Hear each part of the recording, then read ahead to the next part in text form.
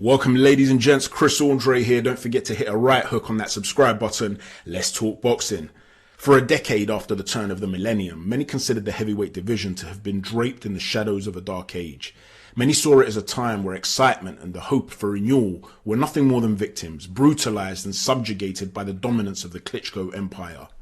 The Klitschko brothers would of course never compete, beyond the bragging rights that an arm wrestle could deliver of course, and thus, when David Haye was outclassed in 2011, and Alexander Povetkin was vanquished by a display of incessant grappling in 2013, the anticipation for a new era was eradicated.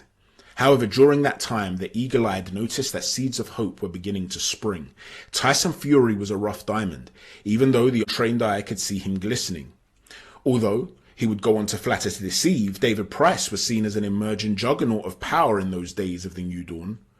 But coming out of the United Kingdom, there was another man. A man put on a pedestal and considered by many pundits and fans alike to be the new force that would save boxing's glamour division. Anthony Joshua. He claimed gold at the London Olympic Games in 2012, and with the aid of his big bright smile and statesman-like persona, he captured many of his compatriots' hearts. He turned pro to much fanfare and began smashing his way through early obstacles, like a Mack truck bludgeoning its way through the 110-metre hurdle track at top speed. Nobody had survived beyond 3 rounds in his first 14 fights, as he violently ripped away the Commonwealth belt from Gary Cornish in 97 seconds. The first sign of real resistance came from his old amateur rival, Dillian Whyte. But the body snatcher could only last 7 stanzas, and this was merely a prelude to Anthony Joshua claiming world honours in devastating fashion. The man who blasphemously claimed to walk the earth like a god was humbled in 2, and this pattern of barbarism persisted until AJ faced a great. A wounded great that had suffered the humiliating repression at the fists of Fury, but a great nonetheless. And in Vladimir Klitschko, he was to face a man that was desperate for redemption. He was about to taste his own blood and experience the pain of a true war. But being burdened with the weight of a nation on his shoulders, he persevered, and it is a fight that is now etched in boxing lore. But even prior to that famous victorious night, through the course of his emergence and journey, Joshua had attracted comparisons to the man lauded as the greatest, Muhammad Ali. So as AJ laid to rest the warrior king that had ruled in yesteryear, Adam Smith proclaimed with an exclamation mark, "AJ has liftoff," and those Ali comparisons began to echo even more loudly. But behind the inspirational, victorious vindication, the facade of invincibility was smashed. As AJ was dropped and hurt after all, he looked to be in a precarious position on multiple occasions. However, in the ring, immediately after the fight, AJ remained defiant, and he asked, "Fury, where you at?" Whilst Fury responded online to congratulate Joshua, but also to mock the fact that he went quote-unquote life and death, and that Tyson Fury had quote-unquote played with him. Perhaps those mind games instilled doubt and made AJ recognize his own boxing mortality, or perhaps it was the traumatic beating that was to come at the hands of Andy Ruiz Jr. on his US debut. Either way, from that New York nightmare onwards, AJ reinvented himself. The focus shifted to becoming more than just a merciless mauler. He wanted to master the art of boxing, to hit and not get hit, to swim and not get wet, to run through lava and emerge without so much as a blister. But many analysts feel as though this has deducted something from Anthony Joshua. It's taken away from who he was. Barry Jones, for instance, suggested after his latest fight against Robert Helenius that there's a possibility that AJ has been overcoached. And by being overcoached, maybe this has stunted the ferocity that has made him so formidable.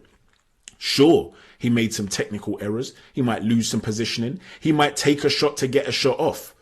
But that's who he was. And by eradicating that aspect of him, he's not that same guy anymore, many feel. But is AJ actually worse than he used to be? It's one thing to be ferocious on the come-up against journeymen and lesser fighters, but as you start to meet warriors capable of slaying you, you can't afford to walk through flying bullets without taking cover from time to time. So isn't it logical that one would have to be more tactical about the way they distribute destruction? Or maybe it's because he visibly gassed against the likes of Klitschko and Ruiz and Pulev after releasing these energy-filled exertions. Now, whatever the underlying cause, he does seem to be more tentative about releasing that pugilistic rage. There's no doubt that AJ is vastly superior from a technical perspective now, compared to that old Anthony Joshua that most people still yearn for. He's more fluid with his legs and his upper body movement, which enables him to evade punches rather than always just trying to block them or punch with an opponent. The technique of his punching is more efficient, and he doesn't finish the trajectory of his punching away with manner as much anymore. And that stops him from losing positioning like he used to do.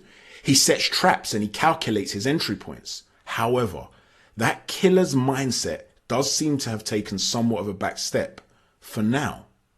But what if AJ was to be aggressive and decimate Deontay Wilder? If he was to come out there and get on his chest and blow him out in 3 rounds, wouldn't we all be talking about seeing the return of a monster? But now it's a monster who's more cultured and more calculating. A predator that doesn't just operate on instinct, but he's deconstructing his prey. So in some ways, we're closer to a peak Anthony Joshua than we have ever seen, because he's capable of doing things now that he never used to be capable of doing. I want you to consider an analogy. I want you to imagine that the surface of a body of water represents a fighter's peak, the best he can be. Now I want you to envisage that there's a diver who is swimming 10 meters below that surface, and he's swimming in Greece's Aegean Sea. The water's so clear that it can appear as though boats are floating above the surface, and therefore 10 meters doesn't actually seem to represent a significant depth. You can see the sunlight, you can see a clear pathway to swim yourself up and get your head above that surface. But now I want you to imagine a second diver. But this one is not 10 meters below the surface, he's only 1 meter below the surface. But rather than being in the crystal clear Greek waters, he's swimming in a murky Alaskan lake. And what separates him from bringing his head up to the surface is a thick sheet of ice from where the lake has frozen over. He's closer to the surface than the first diver, but it doesn't appear that way to him, does it?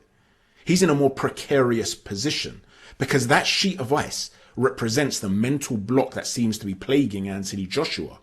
That ice is difficult to break through, and he can't find a hole in that ice to get himself up through and take that deep breath.